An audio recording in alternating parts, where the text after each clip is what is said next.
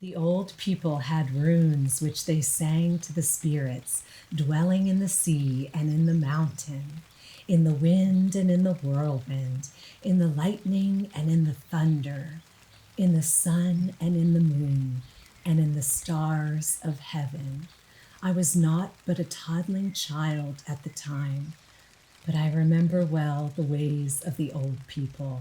Then came notice of eviction and burning and emigration, and the people were scattered and sundered over the world, and the old ways disappeared with the old people. Oh, they disappeared indeed, and nothing so good is come in their stead. Not so good is come, my beloved, nor ever will come. Carmina Gedlicka, Volume 3.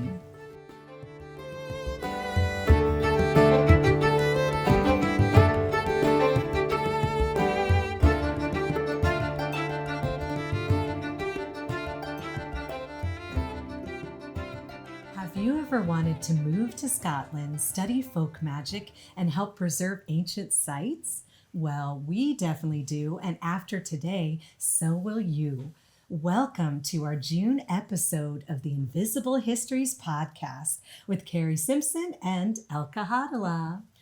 And our very special guest, Scott Richardson-Read, who I met actually on Instagram, as we do now, when we even tried to meet up in person in 2021, but due to COVID, that didn't happen. But then we did meet up last summer and toured some amazing sacred sites and picked our stones with our mutual friend, Eileen Budd, in the Angus area of Scotland. And we had hoped to be hosting Scott this summer in America on a book tour, but sadly we are sliding into a crypto-fascist totalitarian government, and it's just not a good time to come to America. So that's why we're doing this today. So Scott, I'm just going to give you a really quick part of your intro, and then you can jump in. And so Scott Richardson-Read is a working class writer, folklorist, and cultural historian, deeply connected to Scotland's folk heritage. As the creator of Cailleach's Herbarium, a platform dedicated to preserving Scottish folk traditions, Scott has spent years researching and sharing the stories, practices, and beliefs defining the working class and animistic roots of Scottish culture. Where's the book? We could hold it up. We're doing this on audio. We're also doing it on video. The second time on video, we had to make sure we were camera ready. Yeah. So welcome, Scott. Thank you so much for joining us this morning. Thank you so much for having me along. Yeah. This looks so nice. Good morning. Thank you. Yeah, see the time difference? We appreciate you doing this late in the day. Yeah, we just got up and you're about to have your happy hour. So yeah. So I guess, to start off, how would you like to introduce yourself? And if you want to tell us a little bit about your background and maybe kind of where you are now, like with this book out and everything. Yeah, I forget when we're doing like a podcast interview that people can see me. So I tend to like look really shifty when I talk because my eyes go around everywhere because I have a right in front of my face and there's trees and birds and nature right outside here and I get a little bit distracted. It's okay. I love Thank you that. first off for having me on your podcast show. It's been a hot minute, Carrie. I know, since last July. Yeah. Yeah, I was literally looking at the pictures on my phone the other day of you and Eileen in that field of wheat by that folklore center. Do you remember? Yeah. Then ended up lost in that town before you went to that castle. Right. Before I went to go stay at David's castle in construction. Which is our prior episode. Go back and check out Ballantor Castle for our listeners if you haven't already. From last It'll be August. a nice duo. So I left you there. Now I see you today, and it's really. And you were still working on the book at that point, so. I was, I was, and now it's like alive and real and doing its thing out in the world, which is really scary. Like when you create something, and it, until you release it, it's kind of yours and you can do what you want with it, and then when it's out there you're like, oh no, everyone's gonna have opinions and it's gonna be theirs. But so far, touch wood, I'm literally touching wood, it's been received really well. Amazing. And but we'll get to the book released like officially. It was through the Kickstarter, but now you can buy it directly from you or through the publisher. Uh, yes, like so the limited edition, the special edition, limited edition. How many times can I say edition in one sentence? That's great. Is available through me and my website at the moment until June, roughly just after the solstice, um, where the trade hardback edition will be available wherever you can get books, I think.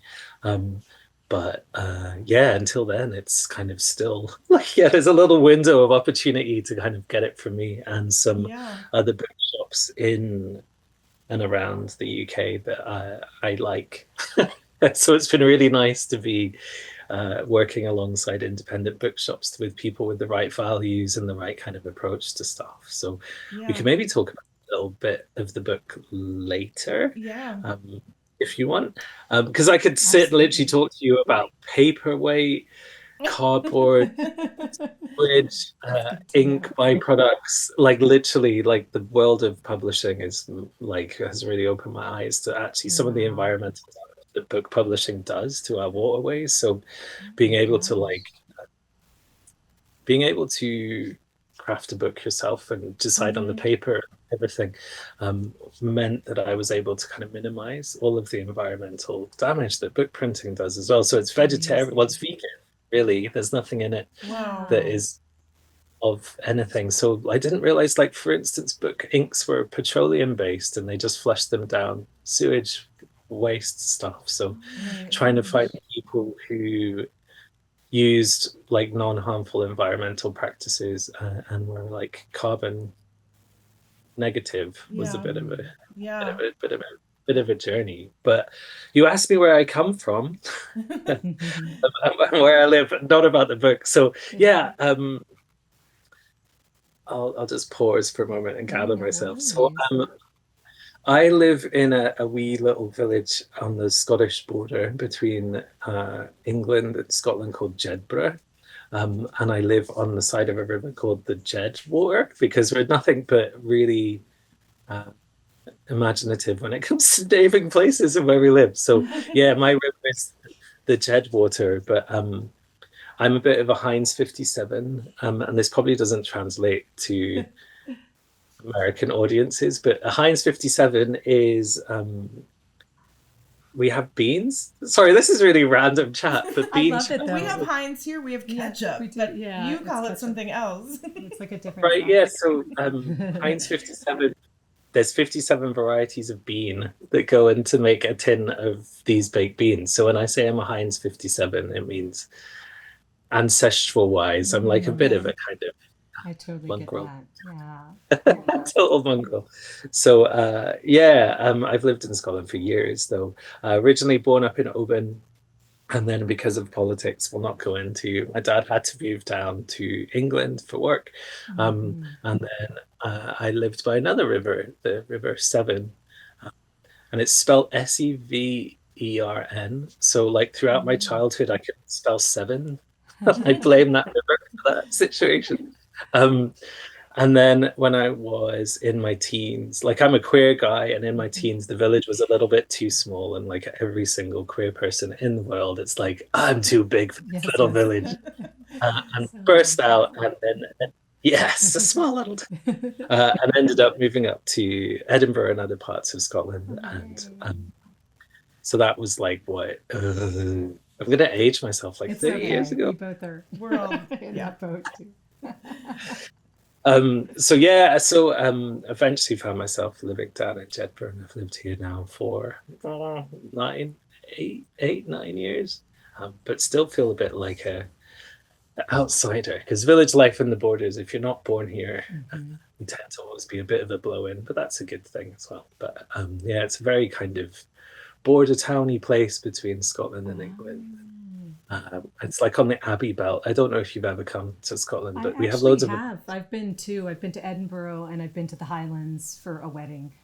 Friends of ours got married in the castle where they filmed Highlander. It's probably the most like American thing to to do, but it was really cool, and it's yeah, so I can beautiful imagine that. there. Yeah, Yeah, it's really something. In Edinburgh, like, I oh, you love could just do Edinburgh. podcasts about that place. Like I don't know if people know, but the whole of the old town is built on dead people. Uh, That literally sounds the like a whole. good next follow-up Whoa. podcast for us. 'Cause, Yeah. yeah, we're all about things. The old cemeteries. Yeah, the layers of history and yeah. Yeah, like the old town is like it goes down layers. Hmm. And there's a you can kind of go on a bit of a tour that takes you underground, and then you suddenly realize how much Oh, of the old town yes. is still underground. But what they did I love is that. they just buried the plague victims. Like they just like went, excuse my language, fuck it, and we'll just Hmm. start again. Sounds like what they did a lot of Just times filled throughout it in. history. Yeah. Yes. So yeah, they just kind of filled it in, and we're just like, Oh yeah, my okay. gosh. So when you walk down the really steep steps in Edinburgh towards like Waverley Station, what you're actually doing is you're walking down through like the original to the bottom of the old town to where the Norlock was, and the Norlock is where they used to throw all the dead bodies Mm. as well. Like Oh my it's gosh. a really Wow. it's a really gothic city. Like Prague Yes. is a gothic city, and I think Edinburgh comes a very close second. It's like Yeah. amazing. Well, that's cool. We'll have to get to Prague sometime too. I know. And I know I'm really curious about. So, do you have an academic background, or how about? Can you define for our listeners Scottish folk belief and folk magic and the way what it means to you for people who might not know as much about it? Yeah, so I come from a very like working class background. Like I'm the Oh, I only love person that. in my family to go to university. And so I Yes. do have a bit of an academic background, but my academic background is in human rights and social work and Amazing. psychology and stuff. So I found myself on a kind of scholarship because we were paid to go and do like health and social care type courses at university. Um, and one of the things that I came across were just like archives of things, like archives upon archives of stuff, and it was all inside these weird little buildings in the university that So like great. some kind of shuffly old guy in slippers would be wandering through and kind of muttering about stuff, So great. um, I love it. who would be like Professor Pilkington the Third or something like that.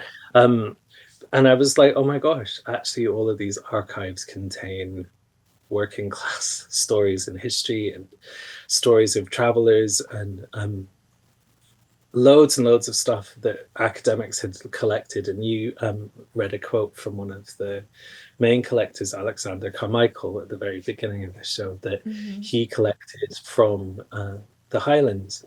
And a traveler, I think, who's talking about that kind of lament of like the traditions disappearing.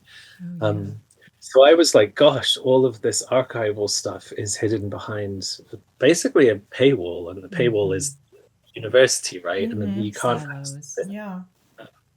But the thing is, you can access it if you know about it too. Like they're all open to everybody, but I don't think many people know they exist or Yeah. feel brave enough to walk into these really, kind of ivory tower places. So that got me really interested in the kind of intersection between human rights and then who we were as people in Scotland. So then I started to kind of like unpick layers, and I think I've since read a layer analogy that I like someone was kind of saying, is tradition like a trifle? Like, yeah, but like it's not like we have to think Mm-hmm. about tradition not like a trifle. We have to think about it like a woven rope, which is a bit more of a Yeah. to kind of view it, that strands pick up strands and kind of weave together, Mm-hmm. rather than like the custard layer and then the cream layer, Yes. whatever it is. No, I totally get So what you mean. It's Yeah. not necessarily this building, this hierarchical pyramid where there's something on top that we get to. It's all interwoven together. So I love that. I think that's yeah, kind of like gravy. I guess we're gonna depends on the way you make trifle, I suppose. Right. yeah, I guess. Yeah. So that's and also back in the 90s, when you're a young queer person, I found myself involved in like a coven of Yeah. people when I was probably a little bit too young to be involved in some of that stuff. Um, and that kind of got me interested in this alternative way of seeing things. Mm-hmm. And in the 90s, when you hear words like Bealtaine and Samhain and stuff, you think that's like the real deal stuff, but Yeah. then I kind of suddenly realized that actually the way that a lot of the pagan folk portray, or Wiccan folk portray the traditions, they're not actually what the traditions were at all. So I was kind of sitting at the kind of juxtaposition between all of this and then human rights. And then if we start to look at or explore the experience of what it means to be Scottish outside of a British lens. So like, I guess some of your listeners will be familiar with the idea of whiteness. Britishness to me is whiteness, and Scottish people were kind of forced into that. And if we just say by the empire, I hope people know what we're talking about. Yes. And the quote you were talking about is like, you know, people were evicted from their houses and clearances. So a lot of the collection and the quote that you were talking about comes from those clearances times too. So this is me putting a kind of pin in some of the history for you. But our stories and traditions go way back, really, really far. And I think it's Ronald Hutton who says, like, there aren't surviving paganisms, but there's pagan survivals within all the kind of syncretized Christianity and the belief that we have in like what we call the old faith is for us is Catholicism before the Reformation. So probably I looked as far back safely by probably like the 15th century, but there's some kind of medieval stuff like later on that I've woven into the work that I do. But there's a very clear thread that all the way through it, there's very solid animism. And by that is Scotland and Scottish people.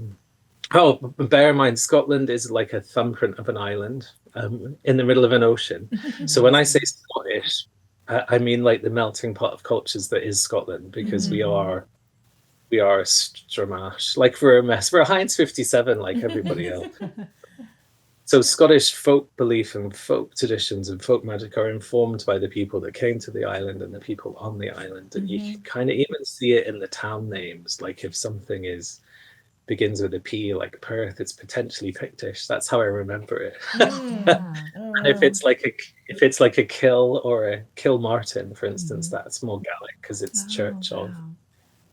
And if it's I forget the other one, if it's Norse, it's kind of, I forget how it starts. But you can kind of tell the main settlement names, and our landscape tells the story way more effectively than the archives do, because all of these come with people who've got a kind of narrative of their own that are rewriting things constantly. And just to quote back the quote that you said at the beginning, please do. I love it.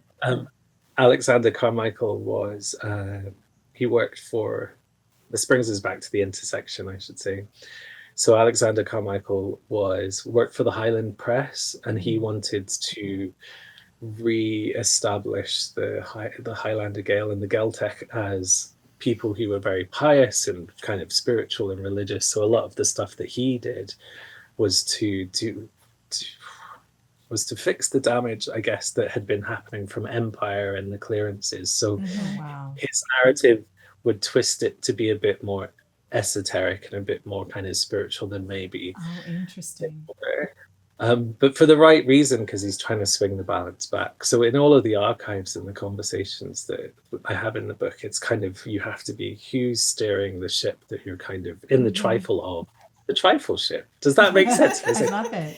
That's HMS Trifle. Yeah, exactly. No, it's fascinating because I did notice as I was reading through that there seemed to be this very interesting mix and intersectionality between like what you're talking about with these like pagan roots and also very Christian monotheistic pieces in there. So you can tell there's, and I don't know as much about like the language and stuff. Is Gaelic like usually the one that a lot of these are in, or, and pardon me, I don't know.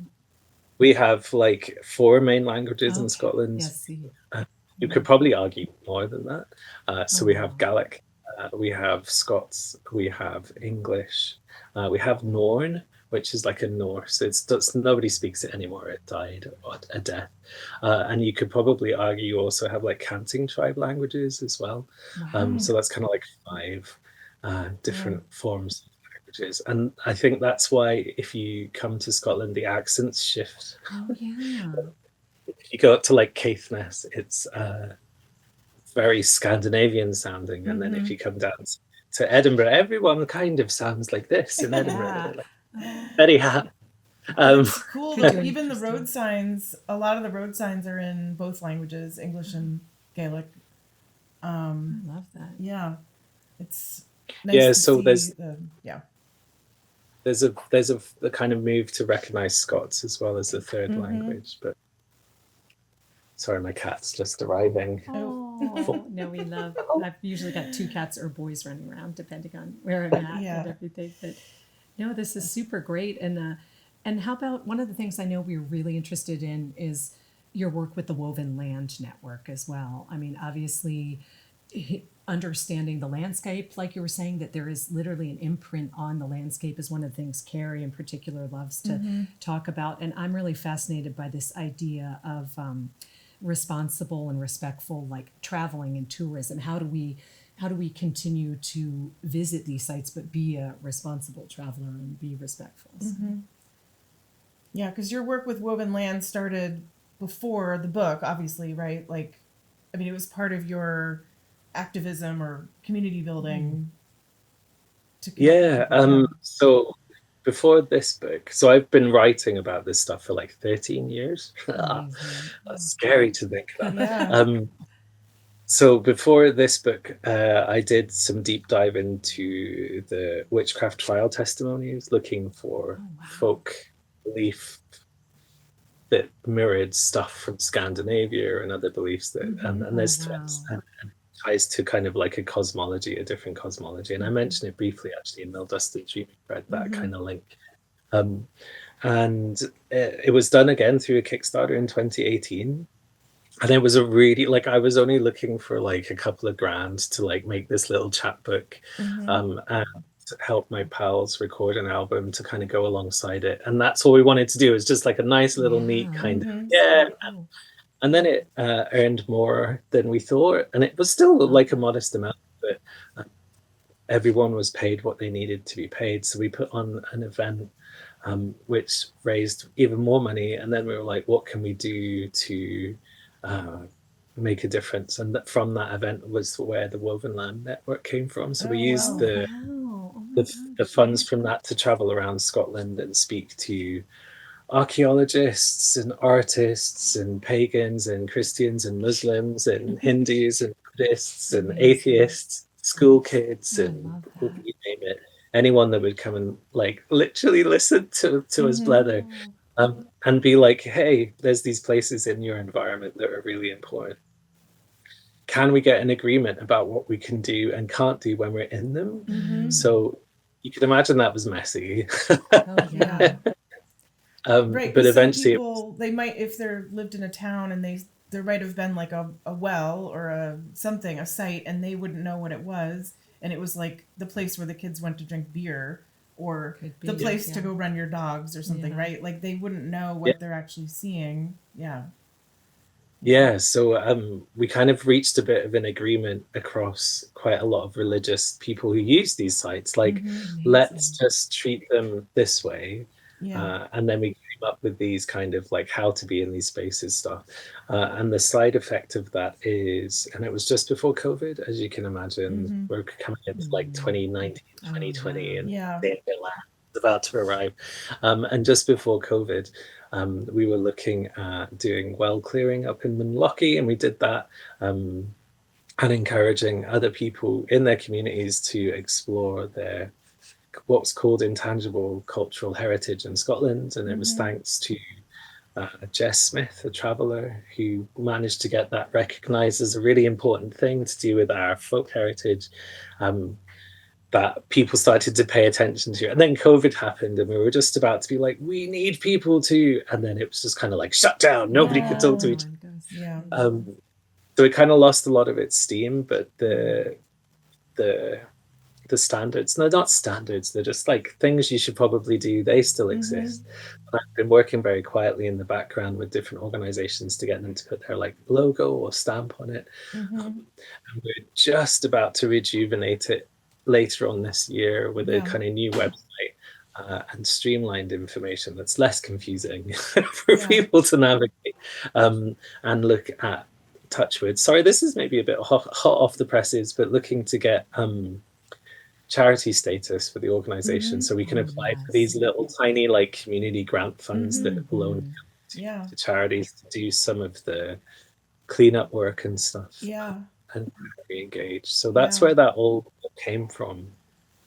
And I think it helps, like, it's that intersection again. It's politics because you forgot where it is. It's community because it brings people together. It's environmentalist because it tells people how to kind of be in these spaces. But it's also like about belonging and about being part of the who you are. So that's kind of where that all came from. And it came from a community effort, I guess, as well, with a Kickstarter and stuff. So that was really nice. Have you read Babel? It's I have it in my bag, but it's just interesting because the talk of like empire and stuff. It's a fictionalized account, like kind of steampunk, but it is about the 1830s British Empire and this whole revolution kind of story, especially their dealings with like China. But it relates to language and translation and the etymology of language. And in this storyline, they've come up with silver is like has magical properties if you inscribe match pairs of words that have evolved from each other, if that makes sense. And so in two different languages. And so it has all these cool threads about this really interesting evolution of language. And it has this whole analogy of how horrible empire and colonization was. And like, so I highly recommend it. It just was, it was making me think of what a lot of resonance with kind of some of the themes you were talking about. And we were just saying we're both like kind of obsessed with all the cool stuff you're doing. We were like, we need to go visit again, or and eventually have you come visit here. But when they get something straightened out. I don't know, something. So right now it'd be so much better to go there. But so Carrie, go ahead and ask that question again too. We're just picking up after our technical stuff. Yeah. So with just one more question kind of about the Woven Land Network. I was just curious if that started for you, like maybe when you moved to Jugbarra or like somewhere else and recognized there were these holy sites or like really special places that were getting lost or covered in weeds or trash on them, and that inspired you then to either form the group or like meet other people or kind of, but kind of it's a bit bigger than that.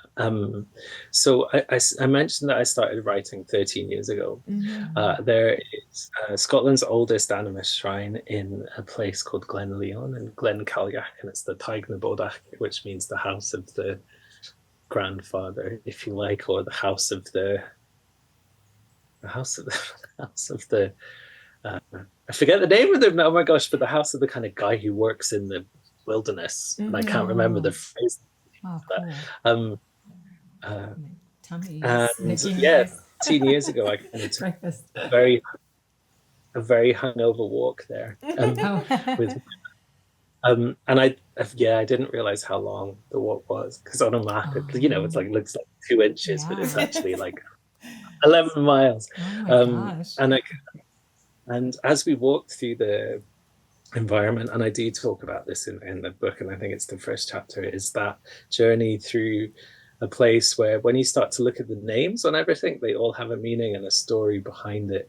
And that's when I was like, oh my gosh, like people talk about Scottish culture in a way that the land doesn't talk about it. They talk about it in this kind of tartan and shortbread whiskey kind of way. And it's just like, oh my God. Blame Walter Scott for that. But anyway, that's another story. So I was like, gosh, we need to talk about this more. And there was a kind of move to environmentalism at the time. And I was like, people getting it a little bit off kilter. So I kind of came back with that flavor, which kind of engendered me to write what I do. I'm not sure engendered is the right word, but started me writing. So from then I just started to look at old maps, and no matter where you look, actually in the whole of the UK, you can go down layers and just see names of things that are really old and existed before people came. Or when I say people, they're always here when people were, because they have names. But what I mean is like cities or towns or whatever. So it's kind of literally came from that like in Scotland especially, you're only like a spit away from anything that's actually really, really significant. And then I was like, gosh, isn't this a good way to kind of link people back into their ness and away from the ness that we hear? Like, I'm really concerned at the moment about the micro segmentation or the atomization of communities and people. Yes. Anything that brings us together. And I'm still a big fan of pubs because I think they're great. It's where people go to tell stories and share and gossip and chat and meet.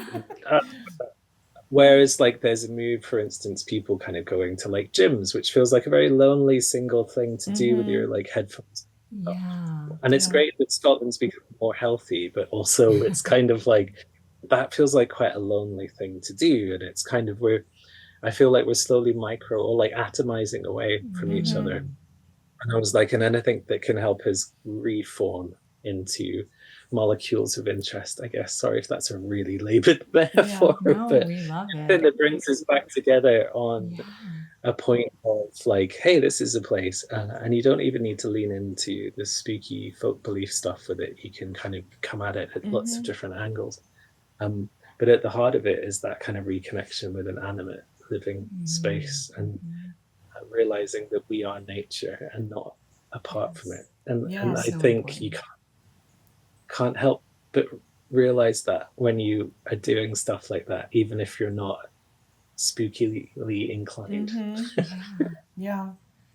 Oh, that's so important. I know we both have talked about this idea of how there used to be so much more extended family and community together, and especially here in certain like urban areas in America, it's become so fragmented. We're all, I mean, my own family, we're all in so many different places, and we're not even, and oftentimes, like you're saying, we are being pushed apart by various aspects of the modern world, like sucked into our devices and stuff, which is like separating us. Oftentimes, there are some ways to really come together with people in that way. But it's one of the reasons I love one of the things I do in the summer, which is tabletop gaming, a convention for tabletop gaming, because it's anything you can play face to face across a table. And I feel like it's a very pub thing to do, right? So I love that. I think it's so important. I honestly think one of the things that is leading to more anxiety and depression and stuff like that is this sort of disconnection from this type of community belonging that you're talking about. And a big part of it is that understanding that we're part of nature and that we have to work in conjunction with it, both in a way to help save climate change, but also in a way that, you know, makes sense for where we all belong and respect each other, you know, so. And I think people are craving, I mean, I don't know, in Scotland, maybe it happens too, but here, like, people want to come out and volunteer and like pull weeds or plant plants or pick up trash. Like we do a garbage pickup on the Duwamish River here, and like we have a wait list. Like there's literally people like clamoring to come out on a kayak and go paddle around this kind of industrial waterway and go pick up trash. And it's like amazing to me. So yeah, I think people are craving that connection, and that's for anyone. You know, it's young, old, couples, children with their parents. People have come on dates. People want to have a birthday party to pick up trash. So anyway. I'm not sure I'd want a party picking up litter like that. I feel like I don't know about that. But yeah, no, that's beautiful. That really is nice. Like that people are into that. Yeah. And for me, like talking about the intersect, because it feels like politics and spirituality, I don't know, should be separate, but we're not. But when you start to think about, okay, we're in community together, community care is exactly that. Like everything, like we're not in Scotland, lots of people kind of help young people who might have an additional support need to be independent in their life. And I'm kind of like, that's a bit of a misnomer, really. I kind of get what they mean, but actually we're all interdependent on each other. And none of us are truly independent. Even the billionaire is dependent on like the working class. There's staff, basically all the people that do all the things. The system for the underneath millionaire. them. Yeah, that are creating. No, that's so true. So it's when you start to see the kind of animist nature of stuff and nature, and as nature in nature, things like connection, community, health and social care, how we look out for each other, all of it starts to kind of literally just fall into place without like thinking too hard, but it does mean that you have to be a villager as well at the same time. You can't be a mayor, I guess, if you know what I mean. And sometimes there's too many mayors and not enough villagers. Oh yeah, we call it main character syndrome here. For people who are like they're the main character. Yeah, yes, in the kitchen, but yeah, exactly. And I know you really loved. So we want to talk about the titles a little bit, Steph, right? Yeah. Can you tell us a little bit about what Mill Dust and Dreaming Bread means? Yeah, I can. And I'm glad you asked that question. So Mill Dust is in September. Well, around harvest in Scotland, there's a dance that's danced. It's called the Kayak of the Corn Dust or Kayak of the Mill Dust, and it's this really weird dance that's danced in the Highlands where, and I'm not a very good storyteller, so if you want to know more, read the book. But it's like a dance by a man or a woman, usually, not that matters, and the woman lies on the floor like dead, and then the guy dances around with his magic stick and like touches her nose and hands and heart eventually, and then she comes back to life, and then they suddenly do this like really furious jig, and the party starts. And imagine this done in an old barn after the harvest is collected, and you've got all of these wreaths of wheat, I guess, or oats hanging in the rafters. And it's a kind of harvest celebration dance. So that's where the mill dust stuff comes from. It's part of the older traditions of Scotland where we would cooperatively work and kind of run word fashion rest of it. And dreaming bread, I kind of liked it because you make bread from mill dust in a way. Hopefully not the mill dust. But,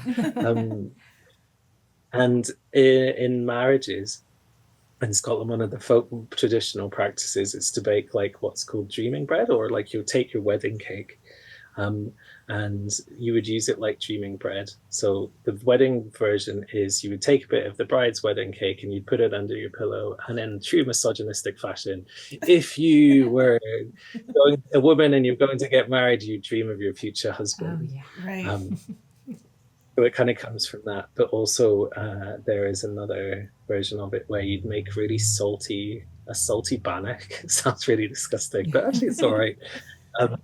And it helps you dream, true dreaming, because the salt keeps you dehydrated enough to help you remember what you're dreaming of. It's like an old kind of, oh my gosh. People say it's witchcraft, but it's actually just common sense. And we used to do like salty herrings and stuff like that too, and still do. So it just keeps you kind of not quite sleeping enough to remember the dreams, and you're more likely to kind of dream true. So it's kind of a bit of an echo to those kind of processes, and that idea of cycles and circles and connection, because everything's kind of connected to each other. And I think too often we fall into that kind of binary thinking of things, good, bad, black, white, all of these kind of things. And I think those are really unhealthy forms to think of people and things where, and I also feel like if you feel like someone's telling you somebody's bad, there is an element of someone trying to control how you feel about those people within that commentary,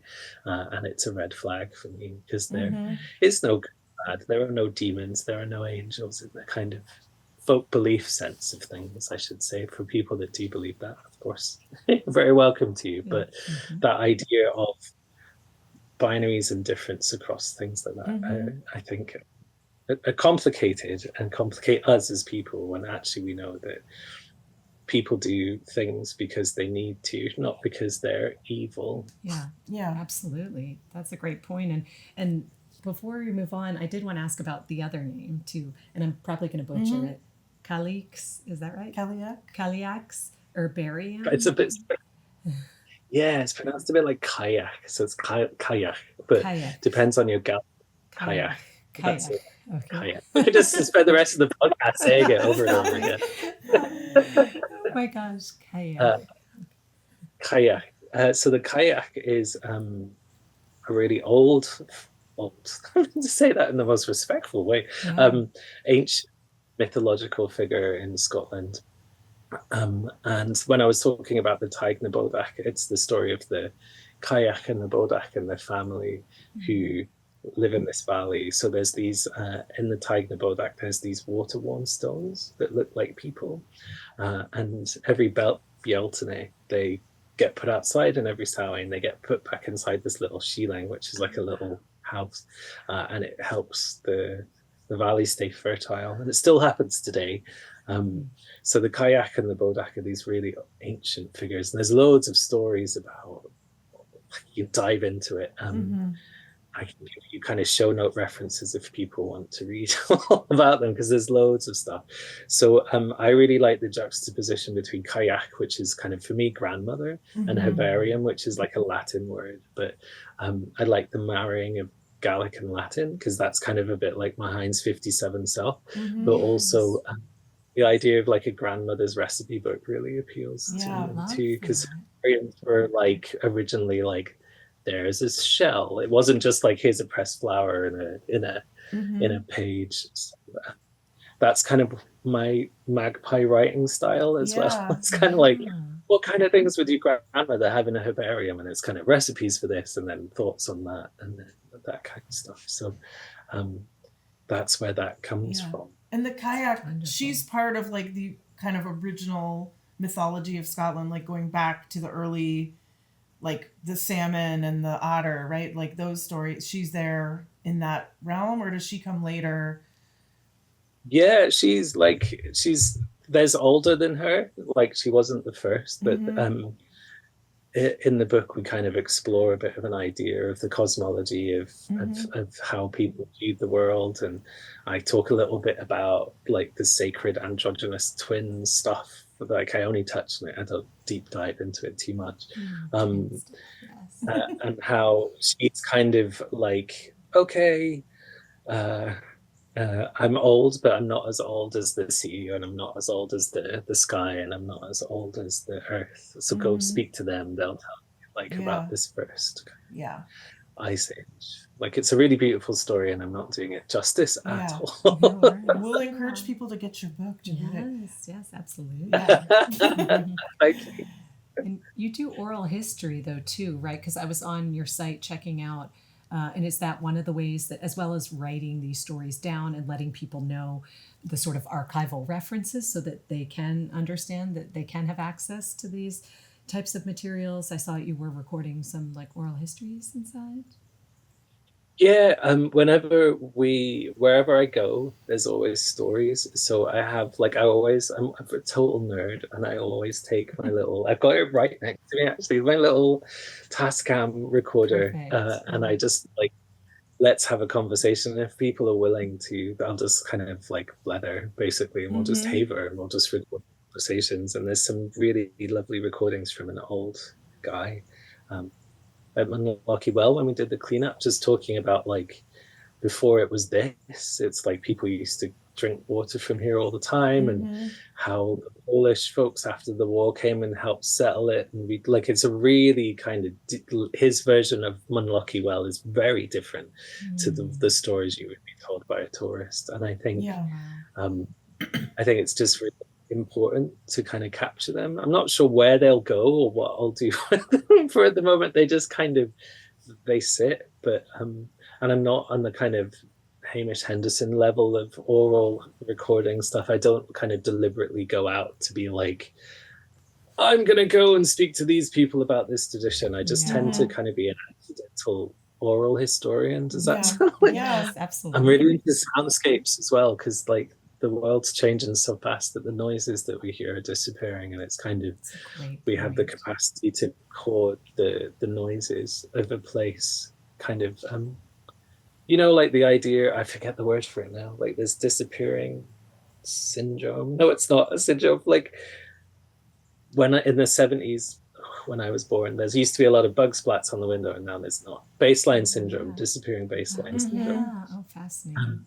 And so the soundtracks of my youth are very different to the soundtracks of my adulthood. And I just think there's something really interesting, and I'm not sure where this will go, but in that kind of capturing of a space. And I like to just put a recorder in a tree or on a gravestone or something and just kind of leave it be and just kind of sit Wow. with it and just see kind of what noises are happening Hmm. around me. I know that sounds a bit weird, but Yeah. No, yeah, actually, it it's sounds. just I'm a visual anthropologist, so that is one of the things. Like working with audio and soundscape, and being in this type of awareness of spaces is honestly some of the stuff that I had studied about. So it really resonates, and you could make some really interesting art, I think, with it, or immersive type experiences or things. So I find that to be incredibly fascinating, especially for those of us who are analog digital divide, like you're talking about, who really grew up in this like analog world and now have been learned all that digital stuff and moved into that, and just the way the world is so rapidly exponentially changing around us. So Yeah. I had sorry, this is totally tangential, but I had a really interesting conversation with somebody who helped back the Kickstarter for the book, and it was like a Q&A that you oh could get as part of the. yeah. And she was talking about the capacity for AI to help translate the sound of nature, and how, if that came to that point, how much more of an interesting conversation we'll be having when we know what the trees actually think of us. Or, Oh Wait, and was I, wow. I love was this guy that. from Ireland? Or no, no, because no, I just saw I can't say their name because like Wow. privacy, but I saw yeah. somewhere they hooked this old tree. It was in Ireland, I think. Um, Different sensors and monitors are hooked up to the tree, and they're going to AI to basically like create a language, and so humans can come and interact with the tree and basically sit there and ask the tree questions, That's so or cool. the tree can even say like, "Ooh, it's really windy today. Oh, it's pretty cold." And anyway, Oh my gosh. I could send you the link. It was really, I was just thought, oh, well, this is a Super. good use for this technology to. But like it is, but for bringing those voices to the table, to like, because AI will be able to like search all of the libraries of everything, right? Yeah. Potentially, and it can Mm-hmm. bring in like elephants think this about your choice. Ants believe Wow. that this choice is wrong because of the like. Mm-hmm. I know I'm Yeah. a little like No, no, it's going a little bit amazing. off piece, but I was Yeah. like, wow, imagine if we are able to bring in the voice of nature in a very real and tangible way. Mm-hmm. Um, Wow. sense to us because of that technology. And then suddenly I thought AI wasn't as bad. Yeah. I know, and before I always wanted to be like, why are we having AI do creative and intellectual stuff? I want to spend my time doing that. I Right. wanted to do laundry and dishes and stuff. That's, I guess that would be So, more of a Or robot. put spreadsheets together. Yeah, Yeah, that's yeah, stuff fine. that's like more. But no, but that sounds like a really interesting application. I agree with you. I've been a little bit of a naysayer about AI too, but I'm interested to see it. Just it's different when it's being like foisted upon you is one thing. If you want to see how you can utilize it, and also the places that it's pulling from, technology is never just neutral. It's always the creator of it is going to imprint it in some way, and we don't know what sources it's pulling from or the biases or things that. Right. So The you know, tech bros. yeah, there's a lot to Anyway. kind of navigate with that. We could do a whole But I wonder with like podcast on that. climate data, right? Like, Yeah. and pulling all of that into some kind of language to for the planet or Oh, whatever. that would be amazing. The atmosphere to It'd talk probably about. be like, ah, Right. ah, My hair's what on are you fire. doing? Yeah, like just one last. Anyway, um, yeah, super they're all tangent, but really, I think, interesting concepts and ideas because it's yeah. kind of like, well, that's folk belief, but a machine is doing the job then as the spiritual guide of the village, right? The Mm-hmm. Wow. AI suddenly becomes the voice of nature, and Yeah. that turns Yeah. AI shaman figure, which is just like it's making my brain melt. Yeah. Seriously, yeah. Oh wow. Oh my gosh. And what about the? So we wanted to ask about if you have found any similar sites to this whole story we've been uncovering for the past couple of years, like a cemetery site that might have been lost in a way or something similar.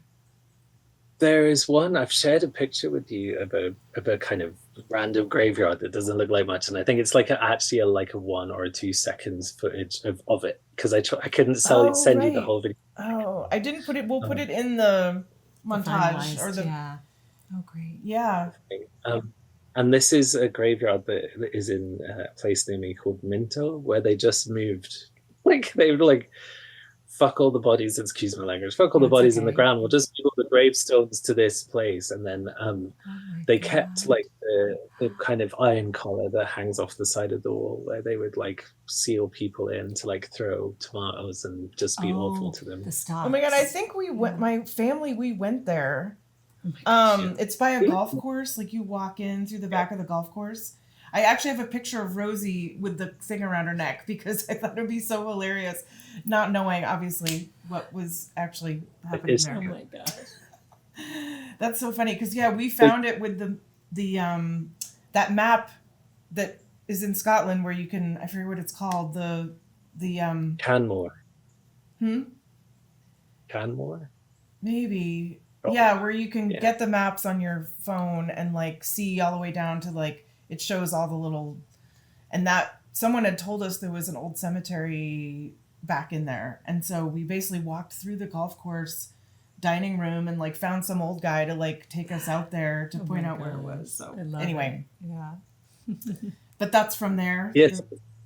Yeah, there's loads, but yeah. there's loads like just up the road from me where the prison is, which was like a castle. If you look at the old maps, there's just like cairns and old barrows that sit underneath that layer of architecture. So when I do like when I talk about tradition, maybe this is when we bring in the trifle, because it is layers upon layers of stuff, but they do kind of weave through time as well, like traditions do.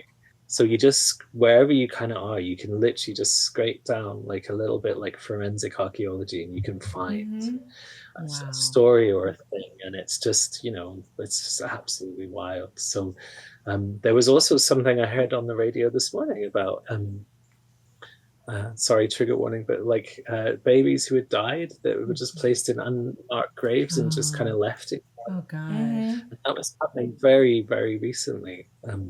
In Scotland. So yeah, like oh my gosh, Carlisle's just down the road, so yeah, it was maybe Scotland. Yeah. Oh my gosh. Oh, that's so sad. I know it's like we had the Cairn Canine Detection group on last time. Suzanne, we were talking to her, and they're doing a lot of work with discovering the people who were buried, often young people at the residential schools from the indigenous groups here. Yeah. So, and that's just really tough story too as well, but it's important to like acknowledge and understand this type, even the really traumatic parts of history, because so much of it is difficult and traumatic, and it happens for a reason. We hope we can keep it from happening again, or at least and at least know where it was on the land, so that you know. Ooh, which does sorry. Oh no, I'm sorry. I was just going to say about, have you thought about doing any digital mapping or having there be like on your website where, although I suppose there are issues with that as well, maybe some of the same issues that we have been talking to some of the indigenous groups about, to do with burial sites or post-colonization or the trees, the culturally modified trees. They don't necessarily want people to know exactly where the sites are because of the potential for vandalism or for not being respectful. So maybe that plays into some of the stuff you're talking about as well. But I do love the idea of digital mapping as well, and having there is a whole department in Glasgow University that does digital mapping of sites, especially caves and stuff. And you can go in and you can literally, if you're in AR or VR, you can walk through these 3D scanned amazing places, just kind of be in them. And they use a lot of 3D mapping technology for the stones that we saw in Aberlerno, the Pictish stones and kind of old stones with the writing on it, and they found more context through kind of using LiDAR scanning and stuff. So it does happen. All of our sites are on a map already. On the Canmore site, if you go there, you can literally just see where the archaeology was found, and it tells you what was found, the old names. And as I was kind of saying, the landscape really is the book when it comes to this kind of stuff.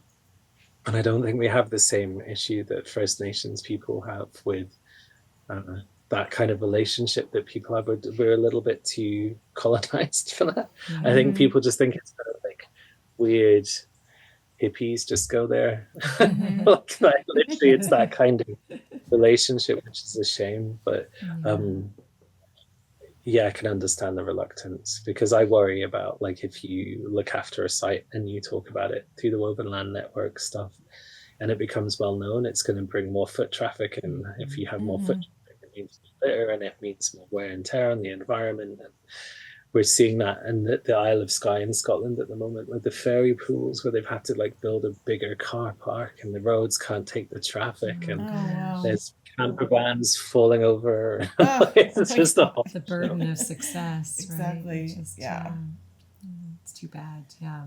I know it's a big discussion with a lot of these really famous sites, how they're literally being destroyed by tourism, and how do we navigate that while still, I mean, one of the big things they're talking about is just exactly what you were sharing about the Glasgow site, like having virtual tourism in ways that, you know, people can see and visit, or so I think that's super cool. Okay, let's see. Let's check on our questions here. We're getting down towards the bottom here. Yeah. I mean, is there anything else you want to share? We're running out of time. I mean, I definitely want, I have a little, we can share the show you're doing with Eileen at the end of next month. So we can promote that in case anyone of our listeners is in. I know, I wish we could go. Yeah. In Edinburgh. We're doing it at St. Columba's by the castle, and it's like a church, ironically. Oh my gosh. So it's kind of like, it feels a bit diversive. The castle on the top of the hill, the famous castle on the top of the hill where they do the tattoo. I have been there actually.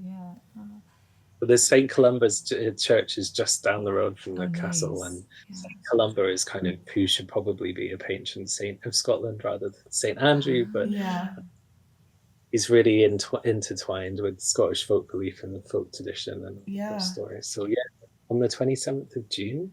But there's other online stuff that I'm doing things that your listeners might be able to kind of come in. Like, I'm not the main character in it by any means. I'm kind of like one of the people who are attending to speak, but I can send you some of those links. That'd be amazing. That would be great. Love to share. Yeah, we'll probably get this out the first week of June. Yeah. So it takes us a minute to like put all the pieces together and the back end of things. But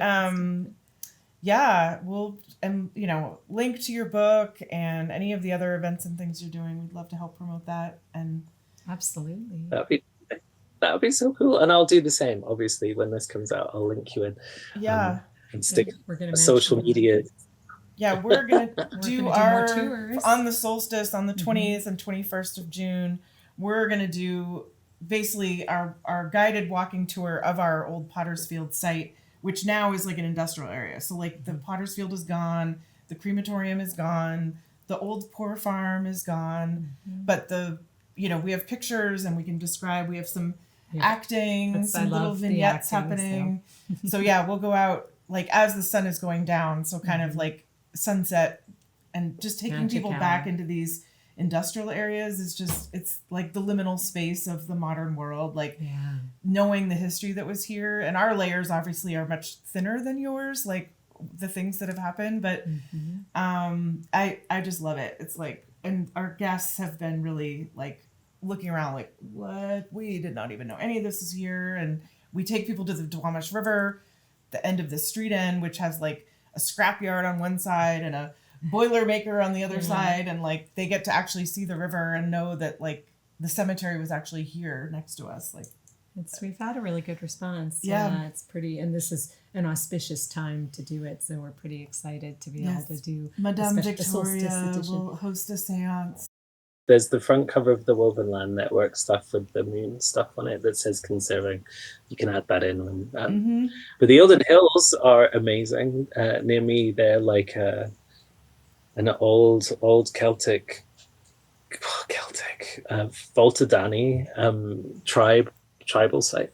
And right next to them is the Trimontium kind of Roman camp, because they were like, we need to keep an eye on these people. And then if you look around the Eildon Hills, there's just like 3 abbeys. It's kind of almost like it's caged in by all of these different things. So it must have been really, really important. And that is the of course the time of Thomas the Rhymer, where he went away, and it's bunny ears, went away with the Queen of Elfheim, and it was kept in the other world for 7 years. And loads of people were like, he was so pious, he did not touch it. That's not the true story. Like, they literally were at it like rabbits. And then it was kind of like, you're going to have to leave Thomas because they're going to take people for the tide of hell. Very interesting bit of folklore, and it's kind of the Ao She stories. So the Queen of Elfheim kicked him out, like, because he was going to get murdered, and then he came back a seer, like a truth teller. Oh, wow. A prophet, and like all around the place around the Ilden Hills is kind of like his stories. And then on his death, he was apparently signified there was a white deer that came through the village, and then he followed that and then disappeared. The Ilden Hills, I actually met relations to Thomas the Rhymer in Stow very recently from his family from way back when. They weren't the rich family, but they're the other family side. So there's people still in the area that kind of are related to that. Incredible. And stuff. But yeah, it's an amazing place. And there's like the Luck and Hare where people said witches met and all the rest of it. It's kind of we love witches. one of the biggest festival hills. And it's covered in blaeberries in August. Like it was tradition to go up the hills, and they're like little blueberries, but they're like different to have in America. People would like totally munch them. And Lunasa is kind of traditional to go up hills and pick them. So still got that going on. Sounds beautiful. But it's also owned by one of the richest men in Scotland, the Duke of Buccleuch's family. So yeah. Oh my gosh, owned today? Oh wow. The two hills are owned?